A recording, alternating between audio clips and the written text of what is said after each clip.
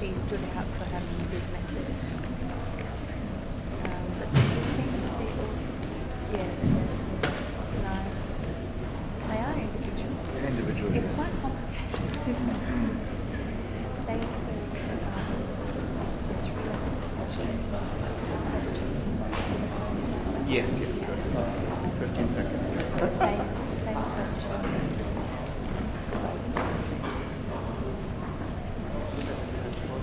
Welcome to the 7th HR Youth Debate on Human Rights.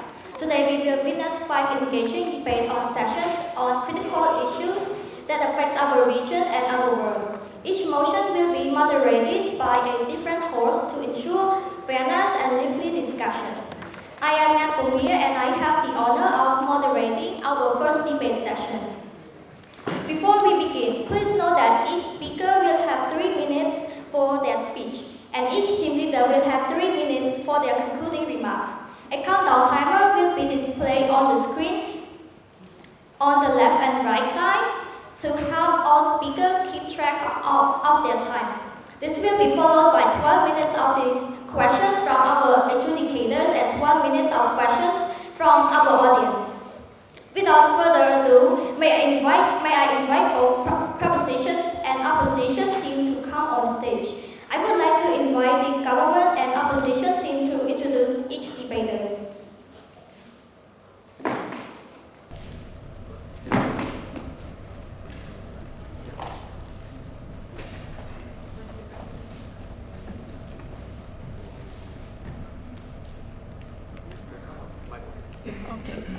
So I will start first. My name is Likia and I will be today's third speaker.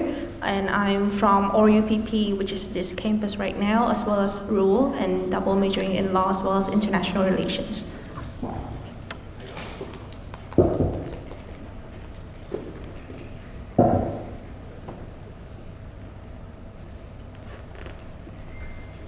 Hi guys. Test.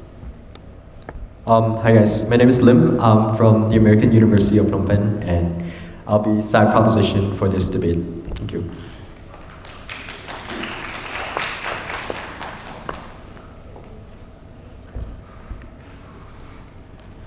Good morning, my name is Chasua Khamnikot from University of Laos, and today we are government team.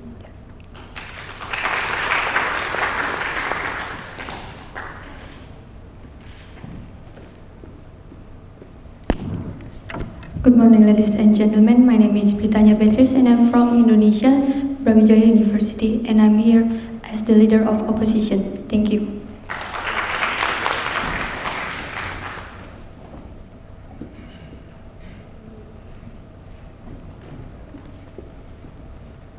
Hello everyone, my name is Nyesho. I'm from Myanmar and then I'm doing the opposite side. Yeah.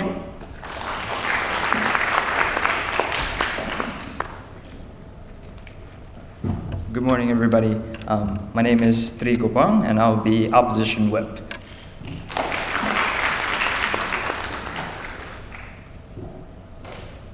Ladies and gentlemen, please join me in giving all other debates a warm round of applause again as we begin our first motion.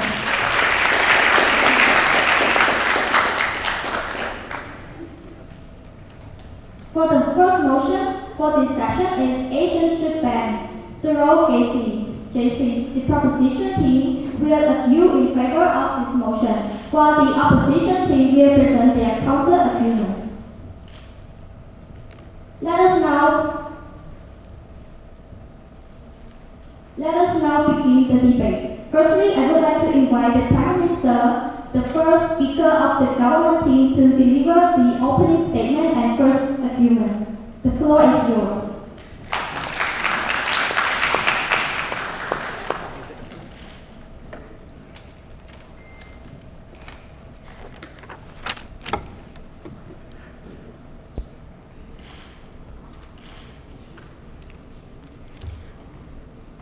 Good morning, ladies and gentlemen. My name is Chasua Khamnikot, and today we will argue in the first motion that ASEAN should ban surrogacy. In Southeast Asia, surrogacy is often marketed as it's a modern way to have a children, but behind these hormones, the ones who suffer most are the children. Many are born into the substance, many times that without nationality, trapped between countries that cannot agree on who their parents are.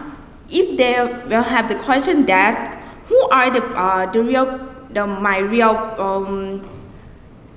parents or where I do belong, the woman carry a baby for someone else in the exchange for money. This is not a small issue. It means commercial surrogacy does not only cause legal dispute, but it also destroys children's sense of identity, family, and belonging. As the government side, we firmly believe that commercial surrogacy should not be accepted. In ASEAN, it takes away children's rights, their identity, and their legal existence. Surrogacy undermines a children's basic right, identity under the conventions on the rights of the child. With all ASEAN countries, every child has the right to the name, identity, internationally, and to know their parents. But in surrogacy, this lies lost. The children may also lose access to their genetic or medical history, which can affect their health. In short, surrogacy leaves children stateless, deny their lives under CRC, it damages identity, dignity, and their future. Commercial surrogacy breaks ASEAN's promise under international law and universal declarations of human rights. Allowing it means allowing confusions, statelessness, and broken families. Just demand that children be treated not as commodity in the market. Let us make sure that no children in ASEAN begin life with their very identity in questions. Thank you.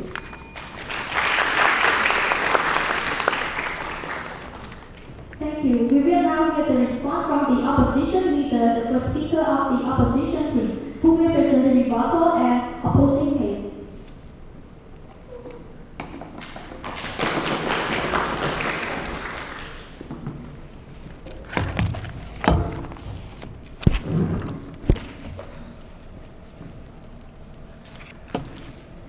I will start my speech in 3, 2, 1. Ladies and gentlemen, as we can heard from the government, the Prime Minister, which stated that ASEAN often market surrogacy as a modern way to have a child.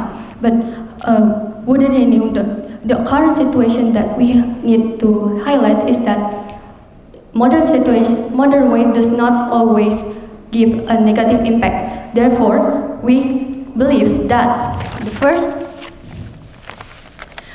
ASEAN should not ban surrogacy as it provides an option for couples who are unable to conceive, and banning surrogacy could lead to more risk for the involved parties, which consists of the first surrogate mothers, second is surrogate babies, and the third will be the intended parents. So instead of guaranteeing the eradication of the practice, banning the surrogacy would lead to greater risk. The existence of surrogacy is key for those who are unable to conceive. What I mean by that is that we acknowledge that some couples do not have the ability to conceive, and also for the LGBT community. So banning surrogacy will lead to underground practices, which is a high-risk situation and increase the vulnerability of those groups, and especially the surrogate mothers and the babies. So, by regulating, the surrogate mothers and surrogate babies are protected and comply with the existing international human rights law and other related or relevant legal basis. And by contrast, regulating surrogacy within a robust legal framework allows ASEAN states to safeguard the rights and also the welfare of all parties involved, ensuring compliance with international human rights obligation. Also, will make proper regulation will not only safer for the parties but also aligns with the region commitment to protect family life, dignity, and also reproductive health. Therefore, the Universal Declaration of Human Rights is one of the articles. One of its articles states that everyone has the right to marry and to found a family. This article is in the Article 16 of UDHR, and the article ensures that the right to marry is entitled and protection by the society and the state. And we also have to acknowledge that there are few countries that already established the frameworks, which is to protect the rights of surrogates and intended parents. And ASEAN, even though in ASEAN region, can also benefit the existing practice by other countries, which is in Mexico, where they provide a regulation framework for the regulatory of surrogate. And we also believe that banning surrogacy does not guarantee its eradication, but creates an underground practice. That's all from my speech. Thank you.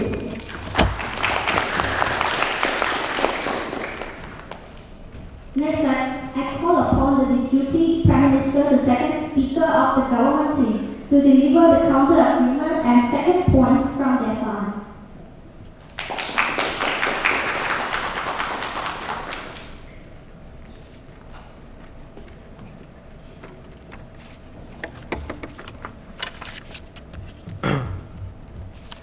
Testing. Am I audible? 3, 2, 1.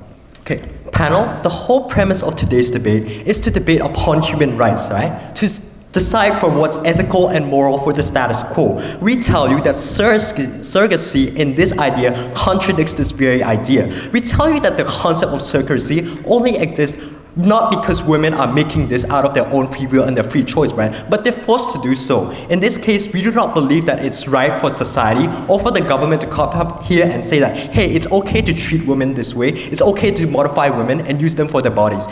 For this reason, vote proposition. Now, onto the rebuttals on side opposition's point, right? They state the claim that we should not ban surrogacy, where we should regulate instead because it creates a safer place for the people involved, right? We tell you that this is a logical fallacy, and it's not true at all, right? And with this very idea, it's like saying that we should legalize drugs because it makes it so that the government can regulate it rather than people getting it from the black market. It's just not true at all. It's a false idea, and if anything, it promotes more people to go into surrogacy, which is not what we want to, because it creates this societal concept that it's okay to use women for their bodies and just pay them money.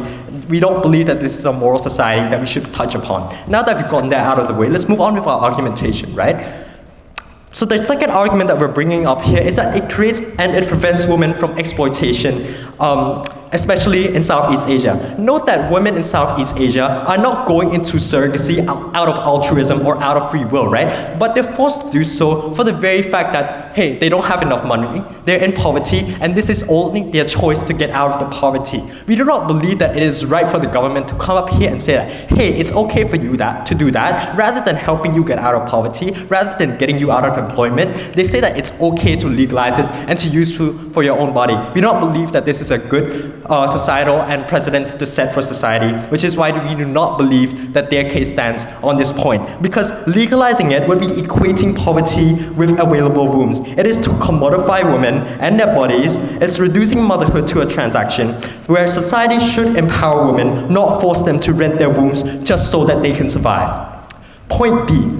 On the second argument I'm making here is that surrogacy in its very idea violates various Universal Declaration of Human Rights articles. Note that Article 1 and Article 4 states, quote, all humans are born free free and equal in dignity and in rights, and that no one should be held in slavery or servitude. We tell you that the very concept of surrogacy in this case violates these articles, right? Because the women coerced to surrogacy are not going in there out of free will. Rather, they're going in there because it's their only chance of survival. Where if you look at their case then, their dignity and their equality are undermined in this case. The commodification of reproductive capacity can resemble forms of servitude. For this case, vote proposition. Thank you.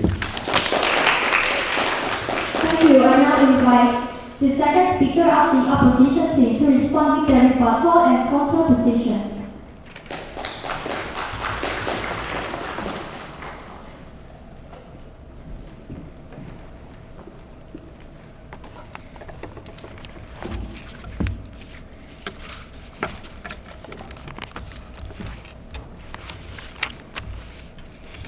Yes, ladies and gentlemen, I'm this second speaker of the opposition side, and then I will show why banning surrogacy will fail and why regulation is the real solution. And then the government side say that surrogacy is why women by irregularity exploitations happen when there is no regulations and empower women by giving them contracts, medical protections, and financial security. If ASEAN bans surrogacy, people will not stop doing this. They will simply then turn to ASEAN underground market or go abroad where protection is weaker. And if ASEAN allow the regulated surrogacy, it becomes safer and then more transparent and more beneficial for surrogate mothers, babies, and internet parents. Let us compare the two situations. In the current black market, medical standards are questionable. Surrogates are not get proper health screening. There is no guarantee for professional doctor, and this is often no follow-up care after birth. And then this creates high risk of complications and exploitations and even death. On the other hand, when a regulated system, surrogacy will only take place in licensed hospital with trained doctors, and then there will be a clear contract, health checkup, and legal protection. This means a surrogate mother can safer, and the babies are more healthier, and the families are more secure. And then Article 25 of the UDH says that everyone has a right to medical care. So regulations ensure surrogate and baby receive proper health care while banning denies them this protection. So and then regulations create rules and accountability. So a surrogate will be required to undergo medical and psychological screening before pregnancy. They will receive regular prenatal checkup and health insurance to cover any risk. And then hospital and clinic will be monitored by the government just like their organ donation. So if they fail to follow the standard, they can be punished. In this way, regulation ensure quality and safety. So and then the impact is clear. Better health outcome for surrogate mothers and baby, and then reduce complication during pregnancy and after birth, and the accountability for healthcare provider, which build trust in this system. So if ASEAN bans surrogacy, this positive impact will disappear. People will still look for surrogate, but in a safe way. So banning don't stop the demand; it's only made the practice more dangerous. So I think. Banning surrogacy is not the solution. Regulation is the solution. So it's improve healthcare, protect women, and safeguard babies, and ensure accountability. So ASEAN should not ban surrogacy. That's mine. Yes.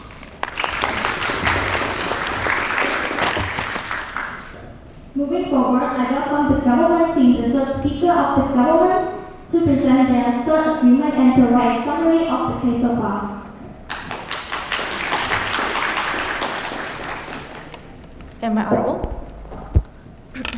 Honorable Chair, distinguished delegates, first thing first, 1 point for rebuttal. Side opposition have come up here telling us to regulate this, regulate that. But the thing is that, panels, choice without equalities is not freedoms. Poor women in Southeast Asia as well as in ASEAN countries are often pressured into surrogacies out of poverty and desperation, and that is here is hardly a free choice. Within the third argument, we argue on the ethical and legal infeasibility levels, and that is that surrogacies has inherently commodified human life. It reduces women's bodies for services, for hires, as well as children and babies into contractual transactions. And such a practice directly contradicts the Article 11 of the ASEAN Human Rights Declarations that recognize as well as guarantees the inherent person's legal personalities.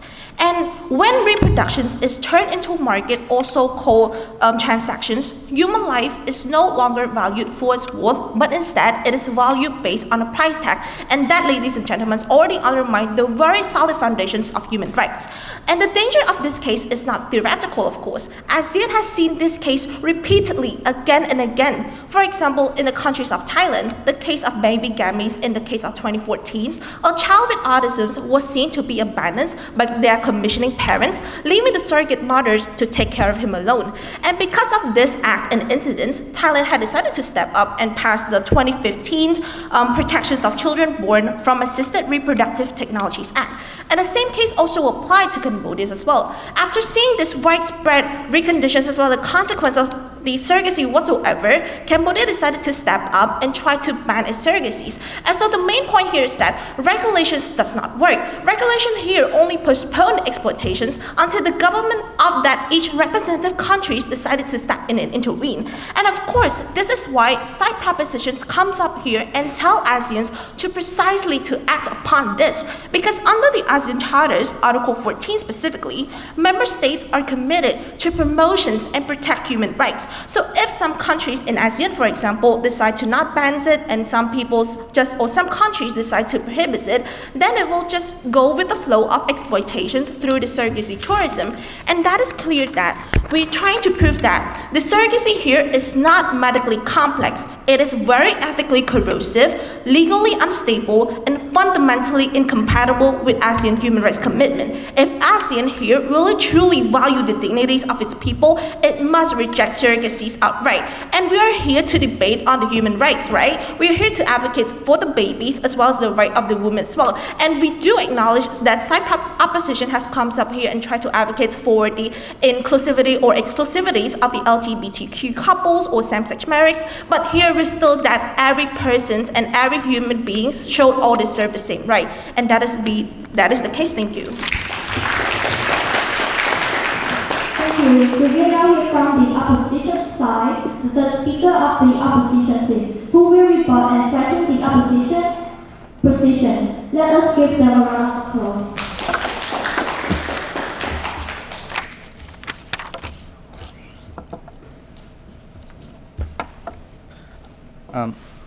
Hello, can I be heard?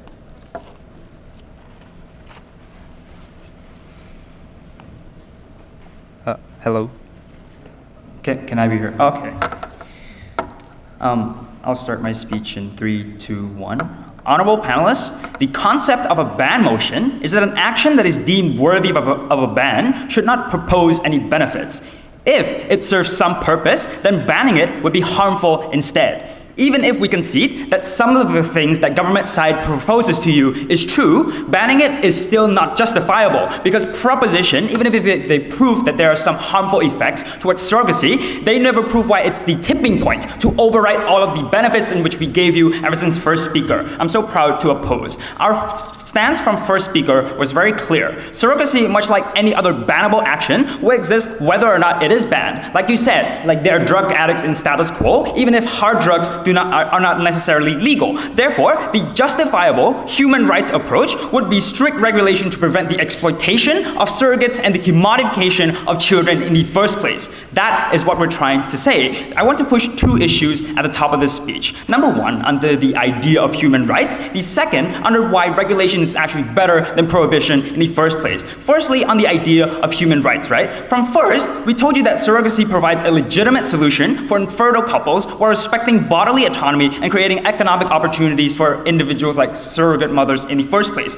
To support this, we gave you 2 distinct things. The first thing is that we told you that there's a Universal Declaration of Human Rights, Article 16, which states that everyone has a right to marry and to found a family. But then the second thing we want to add is that Article 3 also tells you that individuals have the right to life, liberty, and security, which includes the right to control one's own body, right? But then also, We think that this idea necessarily prospers even better under our side of the house because the regulation then therefore makes sense. Understand that there's regulatory frameworks under our side of the house to make it legal, but also there's compensation guidelines to help aid surrogate mothers in the first place and to provide medical support for them as well. There's informed consent under our side of the house, which get rid of all of the exploitation analysis in which they gave you, because exploitation only occurs when it's not actually legal or regulated. That's the problem under your side of the house. It's the nuance that you don't understand. These measures now ensure that we protect vulnerable individuals under our side of the house because you have a legal contract, you have medical assistance. But then secondly, we allow individuals to express their freedom and fundamental human rights even more because we allow them to have control over their own body. But then lastly, on why regulation is actually better than prohibition. Let's quickly compare both teams' outcomes then. One under the idea of women's rights and safety. Under our side of the house, when you ban this, right, under their side of the house, when you ban this, right, women lose agency. The state decides whether surrogacy is actually an option or not, but then it's not actually an option under their side of the house. But the practice then goes underground in which women get exploited even more. But then under our side of the house, when you regulate it, women actually gain control under our side of the house, you receive monetary compensation, and you are able to freely and willingly consent to being a surrogate mother. I think for the rights and protections of human rights, children, and women, you oppose. Thank you to the opposition team. As we approach the conclusion, I kindly invite the opposition reply speech, the team leader of the opposition team to summarize their case.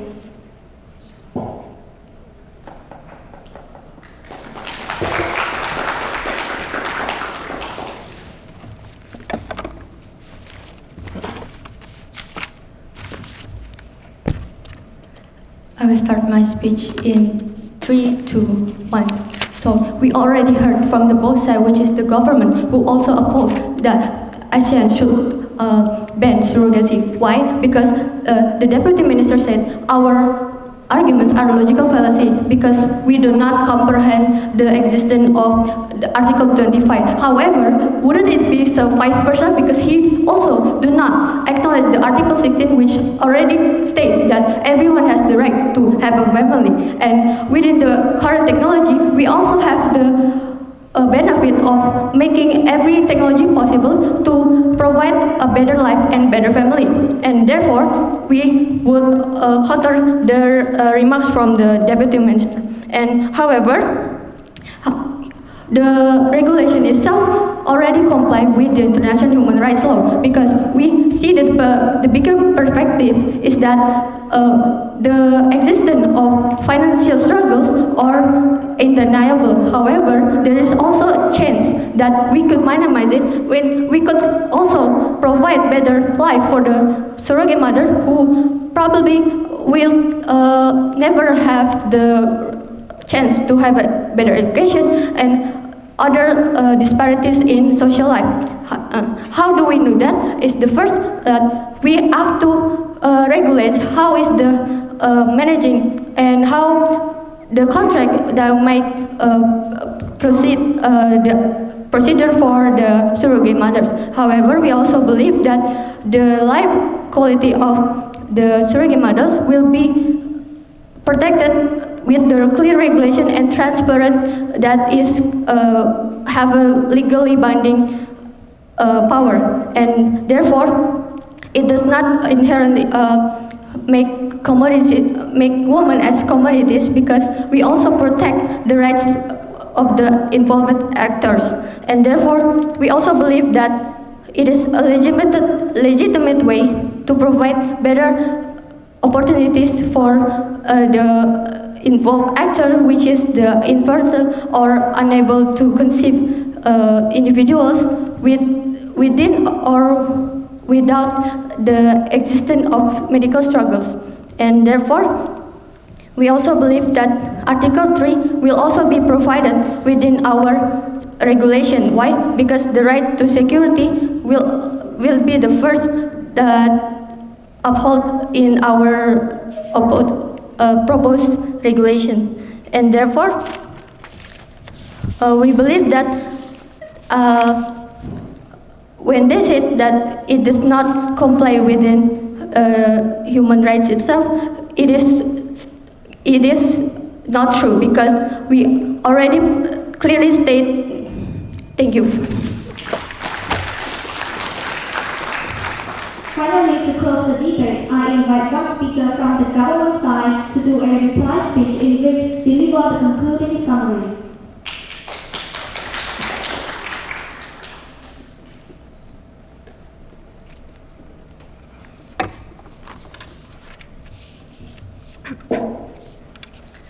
So after debating for somewhat times now, we have comes down to one central clash: human dignities and rights of humans as a whole versus the bodily autonomies and right to families raised by side opposition here whatsoever. So on the government side, we have presented three main case arguments which show that surrogacies undermine the identities as well as the best interest of the children itself. We also demonstrate the systematic exploitations of women, especially the vulnerable and the poor one.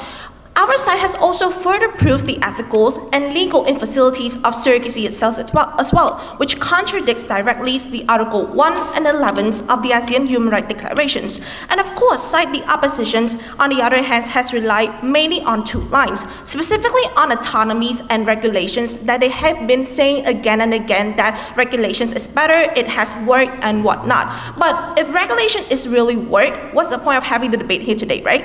So they say women have the right to use their own bodies. They already give the consent, so there's no point in banning surrogacies. And even the LGBTQ couples, they have the right to have a families and they have the right to the family marriage life. And they say that regulations can make this safe. But here lies a clash. What they call autonomy here is often so-called coercions. In ASEAN, women rarely chose surrogacies out of the form of empowerment or because she wanted to do so, but instead, women decided to do surrogacies because of the economic desperations as well as poverties. And in this case, we already see the case in Thailand and Cambodia. They did try to regulate surrogacies, but it does not work. Instead, it has a very backlash to the point of baby trafficking as well as baby factories and into the further international scandals until both of this government, Cambodia and Thailand namely, has to regulate as well as to come up with the banning of the commercial surrogacies as a whole. And second, what they call the right to family here is not somewhat absolute. Of course, they did raise the UDHR as well as some article from the ICCPRs as well that the people have the right to families, a right to private life.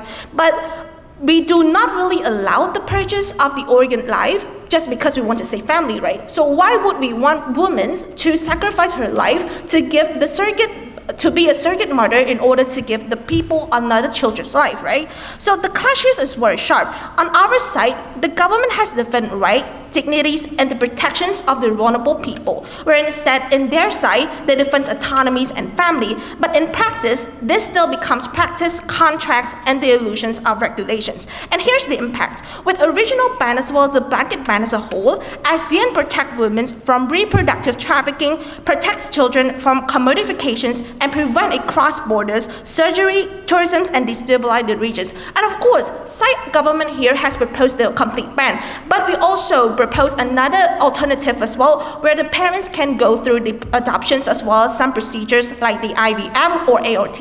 And that is all. Thank you.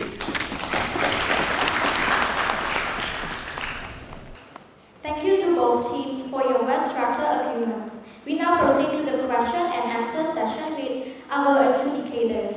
Judges, may I kindly ask you to keep each question under 15 seconds. Debaters, you will have up to 2 minutes to respond. We will ensure that both teams receive equal opportunity to answer.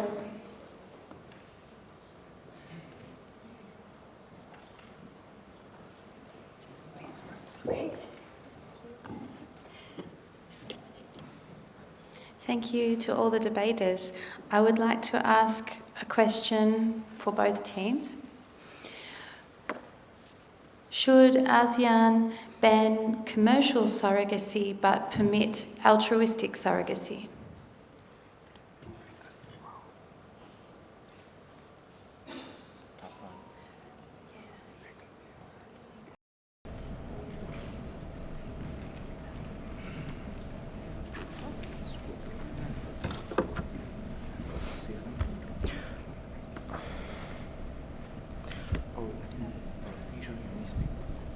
Hello? Am I audible?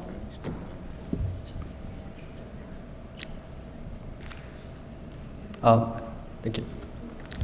Okay, so thank you panelists for the question. Responding to the question to whether ASEAN should ban commercial or altruistic surrogacy, the response to that would be yes. So the primary argument in this debate here today is to ban commercial surrogacy on the basis that women are not being coerced, or women are making this choice not because it's of their own free will, but rather because they are being coerced to do so because of the economic desperation and economic benefits that commercial surrogacy has, right? So this debate is primarily based on that, based on the reason that 85% of surrogacies are commercial, whereas only a small minority of surrogacy are altruistic. So yeah, that's why the debate's mostly on commercial. But note that the ban is also not just something that we came up with. Whereas if you look at EU, right, they also do a blanket ban on commercial surrogacies, whereas altruistic surrogacies are indeed legal in our side of the world. So yeah, thank you for the question.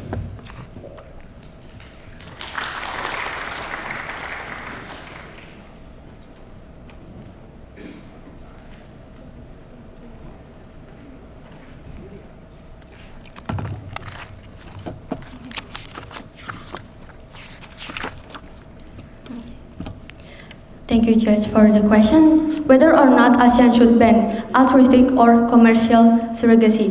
In our viewpoint, both are not banned as well. Why? Because altruistic surrogacy is given willingly by the surrogate mother, and the mother itself will comply and also understand that the risk that will accepted throughout the pregnancy. And altruistic itself also most of the time is exists within the family and tie related bonds, which is it will be violating the rights of the surrogate mothers, because if we ban the autonomy of her own decision, it will obviously and undeniably defy the existence of human rights itself.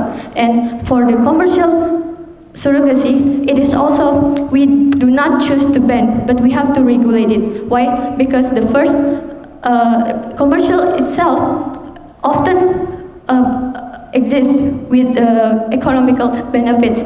However, we also believe that every human right has the decision and ensurement that they have a stable job and to provide health and well-being for their life. Thank you.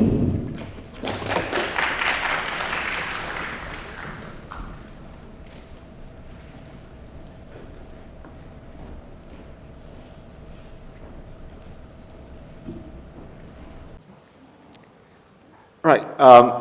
Let me congratulate the debaters. It was really good to see you debate with passion. Can I invite you to share with us how do your various arguments uphold human dignity? Right. So, how do your arguments, uphold, the importance of human dignity? Thank you.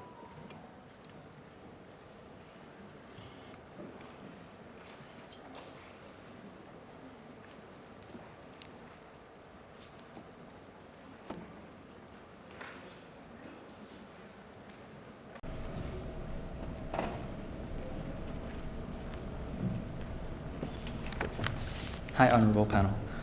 I think I will start in 3, 2, 1. Under the idea of human dignity, I think that opposition better serves or uplifts human dignity under a few folds. I think, number one, inherently we have to precisely understand that individuals or surrogate mothers in the first place who choose to be surrogate mothers oftentimes have no other alternative. They turn to be surrogate because they have the ability to do so. I then think that it is in the responsibility of the state to then allow them to fulfill their destiny or fulfill the choice in which they made at the first place. I think under the idea of fulfilling human dignity, the state, under our side of the house, in which side opposition, we better allow human dignity because number one, under regulations, right, you have legal contracts in which you ensure that individuals or stateless babies, for example, do not exist anymore. Under our side of the house, you understand who the parents are of the surrogate baby in the first place. But then secondly, you also receive things such as like free consent under our side of the house, in which individuals are able to consent to being a surrogate mother in the first place. Then lastly, I think more like beneficial under our side of the house is that you're also safeguarded by legal and medical protection under our side of the house. So as to say, if you choose to be a surrogate mother, I think under our side of the house, we get that job done, but then we also provide you with the abilities to become a surrogate mother in the first place. And I think that is precisely as to why we also uphold human dignity to the largest form when it comes to surrogacy as well. Thank you.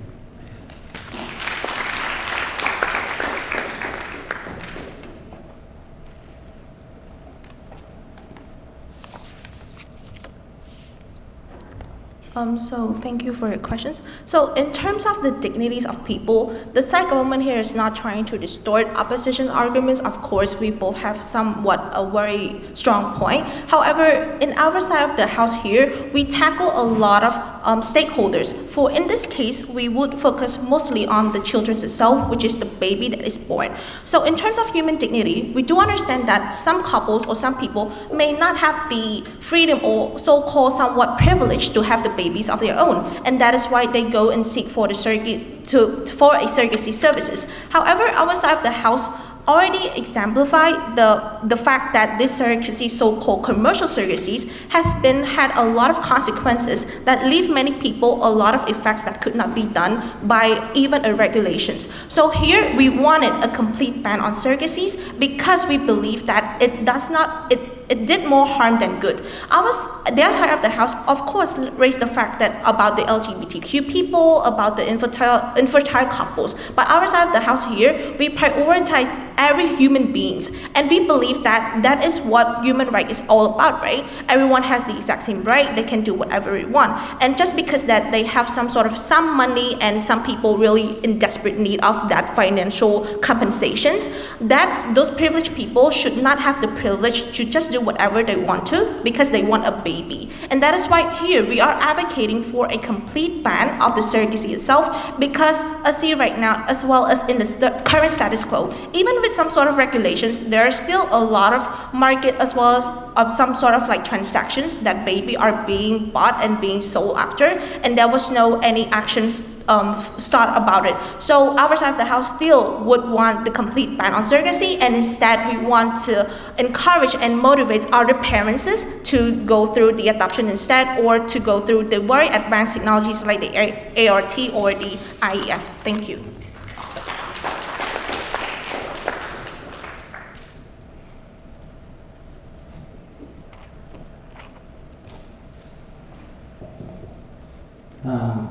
I'm Vanak from the Ministry of Justice, so I'm really interested in the debate, especially on the legal aspect, the regulation of the surrogacy. Yeah.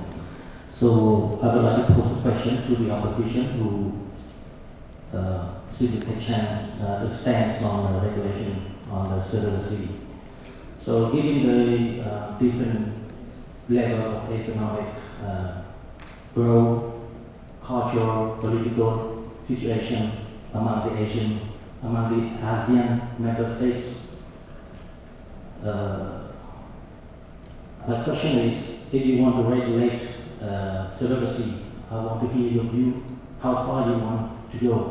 Should each member state have their own rule of regulation, or it should have common rule of regulation for all ASEAN member states on surrogacy?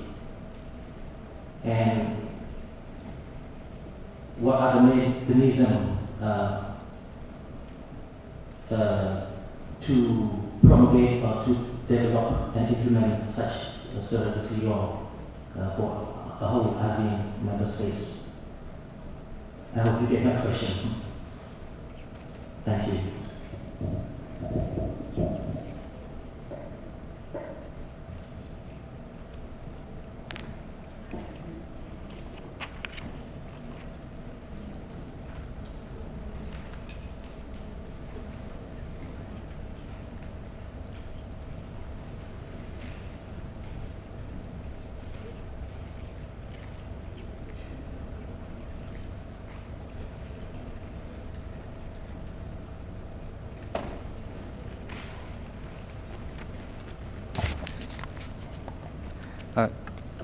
Greetings, honorable panel.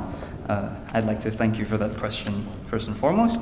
And to answer your question on what does the regulation actually look like under our side of the house, I think that first and foremost, I want to just clear up that I think cultural or religious values necessarily differs across ASEAN in the first place. But I think as a collective and as a consensus, we can still set a minimum regional standard, such as like things as a bare minimum for medical safety and rights protection in the first place. And I think this is necessarily something that is not like impossible or like not necessarily impossible to implement, because we've seen it done within like the US before, in which we talk about things such as like receiving monetary compensation for surrogate mothers in the first place. You allow them to have ethical consent, like in which they are able to freely consent to being surrogate mother, but then also you're allowing them to be safeguarded by legal and medical protection as well, in which I think that under our side of the house, we also provide that as like pretty much the bare minimum too. I think that necessarily when you talk about ASEAN collaborating as a consensus, we already do so under very sensitive topics, things such as like child trafficking, human trafficking in general. But I think that surrogacy is necessarily not on that caliber, but necessarily under the same like scope or topic. Therefore, to answer your question, I'd say that cultural or religious values differ from one state to another.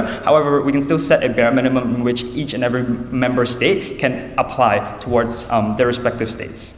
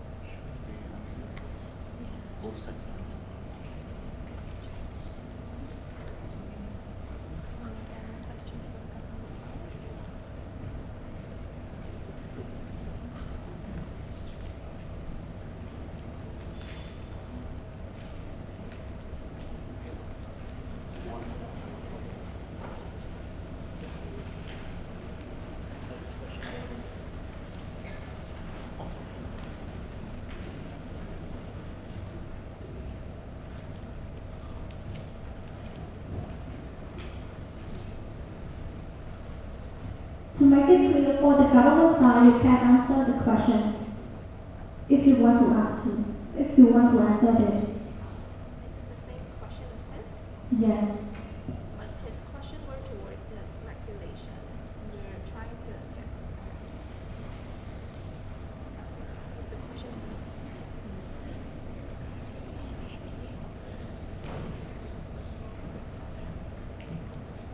It is a question about regulation. But he asked like to what extent do we regulate, but we propose for a complete ban. So I think it's a different direction. So second comes.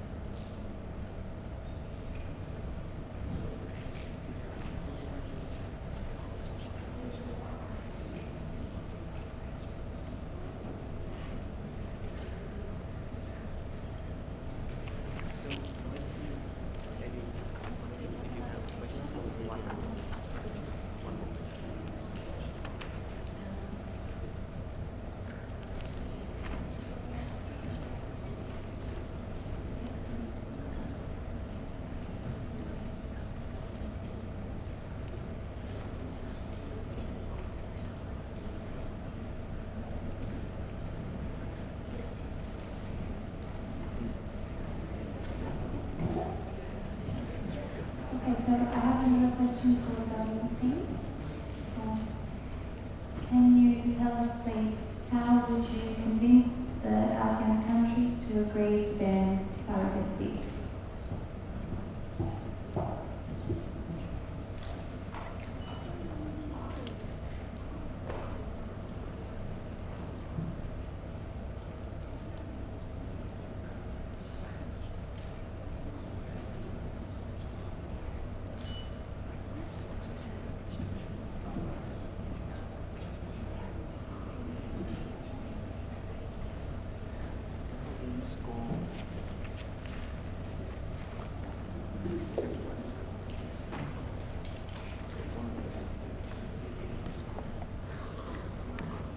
So with regard to the convincingness as well as the persuasions of all 11 or 10 ASEAN countries as a whole to agree to the complete ban proposed by Thai government, we would suggest the really importance of human rights as a whole. And if we take a look at the UDHR, all 10 or 11 ASEAN countries did already ratify it. So it may not be that hard to convincing in legal. However, in principle, in such realities, we would also like to emphasize the fact that these ban on the surrogacy itself is not new, and it is not something that just comes up out of nowhere.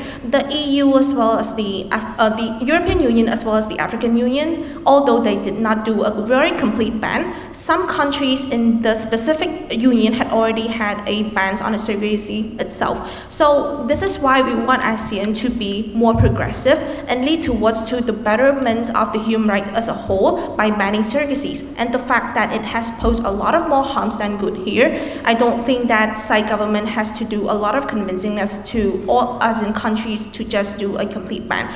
And of course, we do acknowledge that culturally, politically, and economically, every country is different. Some might be developed, some are still developing. It might be hard, but here we want to emphasize the importance of human rights because we're here to advocate for human rights, and this sort of thing should not come before human rights itself, and human rights still should be placed in the first priorities, and that will be the answer. Thank you.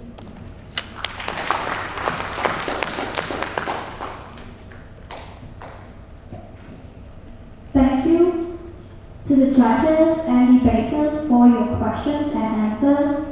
We now open the floor to our audience for questions and comments. Please keep each question short, no longer than 15 seconds, and debater, you may respond with 2 minutes.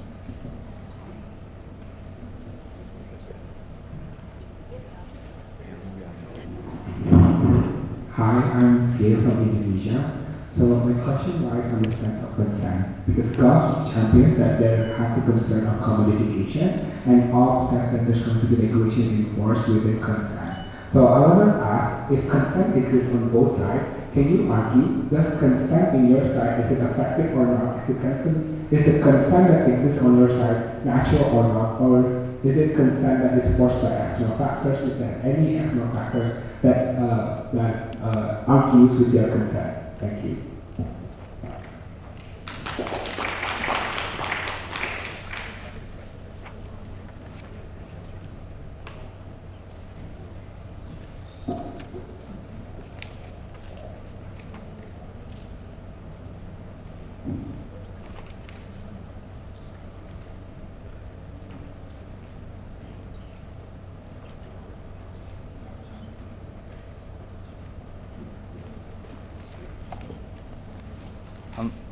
Hi, I couldn't catch your name, but thank you for your question. To answer your question on whether or not, on whether consent, which side betters in terms of like consent, I'd say that on opposition side, when you regulate surrogacy, it's way better in comparison to opposition, which you ban consent, specifically because we told you that the tipping point is like, regulation, sure, proposition or government says regulation necessarily is bad, but they don't prove why banning it is better in the first place. But then secondly, I tell you that ethical surrogacy is necessarily better here because especially in terms of when you're talking about vulnerable stakeholders such as stateless babies, which exist more under their side of the house because of a few things. And like we tell you that it's not a prominent problem. This is done because number one, when you have consent under regulation under our side of the house, there's legal parentage. When surrogacy is now regulated, the law can actually define who the legal parents actually are. This then, therefore, sets up as a prerequisite to things such as secured citizenship, which actually helps these babies in the first place, like throughout their entire lives. Under their side of the house, without consent, individuals are more likely to get exploited because the state isn't like providing them with an option to have like medical care or overlook upon like surrogacy in the first place. That is to say that I think that under our side of the house, when you have legal parentage, when you have secured citizenship, like inevitably you like the consent that is provided by the surrogate mothers in the first place automatically plays a large role in terms of like identifying who the parents are, but also in fact like getting the legal compensation in which they like are like they necessarily want in the first place. And that's necessarily why I tell you that consent is better on our side.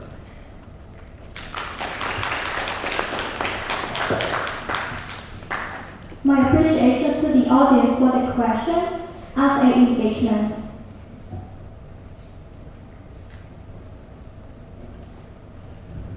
The government side, you may answer the question from the audience. Yeah, so to clarify your question on whether consent is natural or not in our side of the world, the issue in the status quo is this. It's as simple as the idea that women in the status quo are not going into surrogacy because of their own choice. Rather, they do it out of economic desperation. Our side of the world is able to solve this issue. Why? Because by banning commercial surrogacy, we eliminate this from happening in the first place. By banning commercial surrogacy, then we're able to tackle this problem where women are being manipulated and coerced into doing this unethical thing. We're actually able to uphold various UDHR articles that we're trying our very best to uphold, and therefore, by banning it, we would actually be able to solve the problem. Whereas if you look at the problem from side opposition, the issue still exists. Majority of people who go into surrogacy do so out of desperation. Therefore, the case on their side of the world is that more women suffer, more women go through these issues, and by not banning it in the first place, you're actually promoting it from happening. Therefore, more problems exist in the status quo on their side of the world. Thank you. Thank you for the engagement from the audience and from the both sides. For the debates on these important issues, may I now invite the proposition and opposition team to the center of stage for a handshake as a gesture of mutual respect.